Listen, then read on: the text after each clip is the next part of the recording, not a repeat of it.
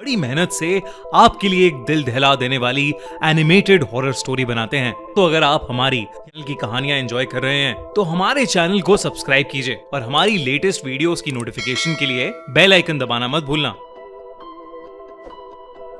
ये कहानी है निशा और आरव की। आरव निशा को 5 साल से डेट कर रहा था। निशा एक राइटर थी और उसे पुराने खंडरों में जाना, रोंगटे खड़े कर देने वाली कहानियां सुनना और रहस्यमयी जगहों में बहुत दिलचस्पी थी। और वहीं आरव, उसका बॉयफ्रेंड, एक फोटोग्राफर था जो हर चीज को अपने कैमरे में कैद करना चाहता था।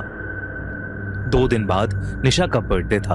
आरव ने प्लान बनाया कि वो निशा को एक सुंदर से जंगल में तारों के नीचे कैंपिंग करवाएगा।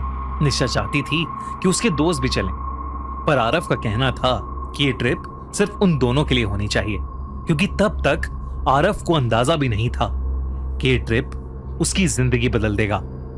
शाम के 4 बजे आरव अपनी गाड़ी लेकर निशा के घर पहुंचा। वो लोग एक शॉर्ट रोड ट्रिप के साथ कैंपिंग और ट्रैकिंग करने वाले थे। दोनों इस ट्रिप के लिए एक्साइटेड दिख रहे थे। करीब 2 घंटे के सफर के बाद वो एक अजीब से गांव के पास पहुंचे जिसका नाम था रुधिरपुर। जैसे ही गाड़ी उस गांव के अंदर घुसी, निशा का मन बेचैन सा हो गया। शाम के सिर्फ 6 बज रहे थे, पर ऐसा लग रहा था कि मानो गांव में कोई रहता ही नहीं है। शाम भी कुछ ही पलों में ढल गई और उस पूरे गांव में अंधेरा छा गया। सबसे अजीब बात यह थी कि उस गांव के हर घर के बाहर मशालें जल रही थीं और हर घर का दरवाजा खून सा लाल था। दरवाजों पर काले रंग से कुछ अजीब से मंत्र लिखे हुए थे।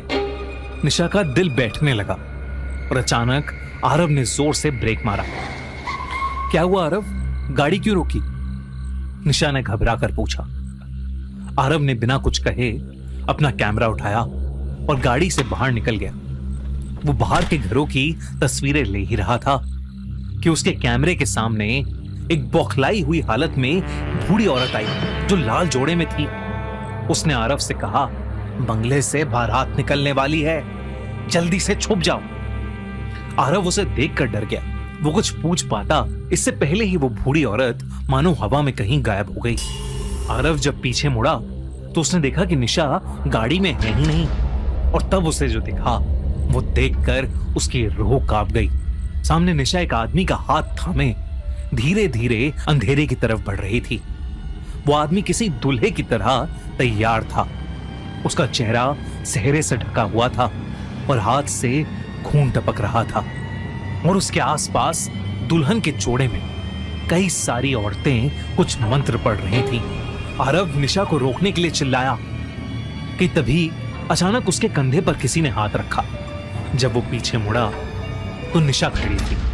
वो बिल्कुल नॉर्मल दिख रही थी। उसने हांफते हुए आरव की हालत देखकर उससे पूछा कि उसे क्या हुआ है। आरव का शरीर पसीने से तरबतर था। उसके मुंह से आवाज ही नहीं निकल रही थी। उसने फिर से उस जगह देखा तो वहां कोई दुल्हा या दुल्हन नहीं थे। उसने निशा से पूछा कि वो कहां थी, क्योंकि वो उसे आवाजें दे रहा था। निशा ने अपनी उंगली गांव से थोड़े दूर शुरू होते जंगल की ओर दिखाई और बोला, अरे वो देखो, वो बंगला दिखाई दे रहा है। मुझे लगा वहां वॉशरूम मिल जाएगा। मैं बस वही देखने गई थी, पर वो बंगला यहां से जितना पास दिख रहा है उतना है नहीं। बंगले पर नजर जाते ही आरव को कुछ अजीब सा महसूस हुआ। इतने अजीब से अंधेरे में, गुप्त गांव में, जंगल के बीच ये बंगला कहां से आ गया? आरव ने निशा को गाड़ी में बैठने को कहा और वो दोनों वहां से चल पड़े। थोड़ी दूर जंगल में आगे बढ़ने के बाद एक नदी के किनारे उन्होंने अपना कैंप लगाया। रात गहरी हो चुकी थी। सिर्फ बॉनफायर की आग की लपटें और आसपास का कुछ सन्नाटा था। निशा ने मजाक में कहा, तुम पूरी दुनिया की फोटो लेते हो, आज अपनी गर्लफ्रेंड की भी कुछ अच्छी फोटोज ले लो। आरव ने हंसते हुए कैमरा उठाया। आग की रोशनी में निशा का चेहरा चमक रहा था। आरव ने एक फोटो क्लिक की, फिर दूसरी, लेकिन जैसे ही उसने कैमरे की स्क्रीन पर फोटो देखी वो सुन पड़ गया। हर फोटो में निशा के ठीक पीछे वही सेहरा पहना हुआ दुल्हा खड़ा था और हर फोटो में वो दुल्हा निशा के पास आ रहा था। आरव का सुन्न पड़ा चेहरा देख निशा ने उससे कैमरा छीन लिया। निशा ने फोटोज देखी और एकदम से खुश हो गई। फोटोज काफी सुंदर आई थीं। अब उसमें कोई दुल्हा नहीं दिख रहा था। आरव बेचैन हो चुका था, पर निशा को खुश देखकर उसने कुछ नहीं कहा। आरव की आंखें उसे जो दिखा रही थीं, उस पर उसका दिमाग यकीन ही नहीं करना चाहता था। रात को टेंट में आरव को नींद नहीं आई। उसने फिर से कैमरा चेक किया। अब जैसे ही उसने गांव की वो तस्वीरें देखी, उसके होश उड़ गए। हर लाल दरवाजे के बाहर वो दुल्हा खड़ा था। आरव ने डर के मारे अपना कैमरा दूर फेंक दिया। तभी उसे अजीब से मंत्र सुनाई देने लगे, वही मंत्र जो वो औरतें पढ़ रही थीं। इस बार वो मंत्र टेंट के बिल्कुल बाहर से आ रहे थे। आरव डरते हुए टेंट से बाहर निकला, पर दूर दूर तक वहां कोई नहीं था। वहां फिर से उसे वही बड़ा सा बंगला दिखाई दिया, जिसकी तरफ गांव में निशा ने इशारा किया था। पर वो खंडर सा दिखने वाला बंगला अब रोशनी से जगमगा रहा था, जैसे वहां कोई बहुत बड़ा जश्न चल रहा। कुछ देर बाद आरव को भी नींद आ गई। अगले दिन सुबह आरव ये सब बातें भूल चुका था। वो निशा के साथ ट्रैक पर चला गया, कई तस्वीरें खींची और साथ में बहुत अच्छा टाइम स्पेंड किया। शाम ढल चुकी थी और अंधेरा फिर से हो चुका था। ट्रैक से वापस आते हुए उन दोनों को वो गांव का बंगला चमकते हुए नजर आ रहा था। उन्होंने सोचा कि आज वो दोनों उस बंगले के पास जाकर देखेंगे।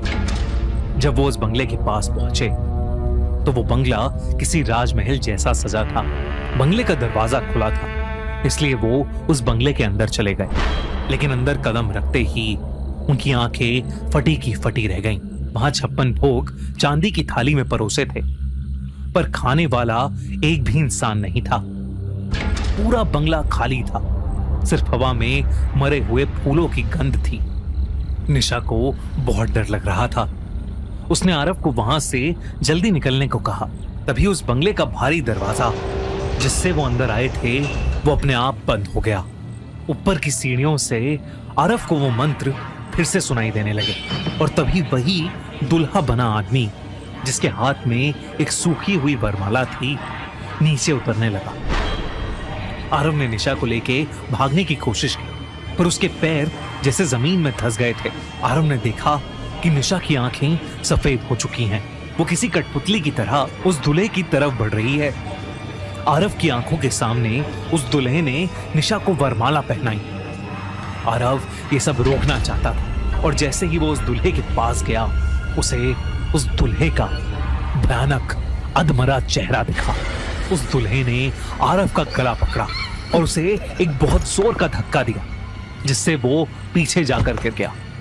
और फिर उस दूल्हे ने निशा के साथ फेरे पूरे किए।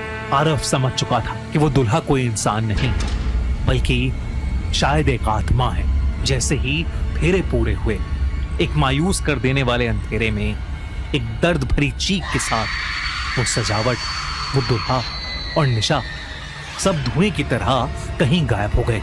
आरव को अपनी आंखों पर यकीन ही नहीं हो रहा था। वो उस खंडर के बीच अकेला खड़ा था। उस बंगले के दरवाजे अब खुल चुके थे। आरव बाहर भागा और निशा को हर जगह ढूंढने लगा। वो उस गांव के अंदर गया।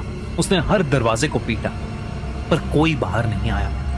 कुछ देर बाद उसे एक पेड़ के नीचे एक लाल साड़ी पहने बूढ़ी औरत दिखी। वो वही औरत थी जो एक दिन पहले उसके कैमरे के सामने आई थी। आरव उसे देखते ही उसके पैरों में गिर पड़ा। उसकी बात सुनकर उस बूढ़ी औरत ने बताया कि उस बंगले के अंदर एक वैशी शैतान था, जिसे आरव ने फिर से जगा दिया है।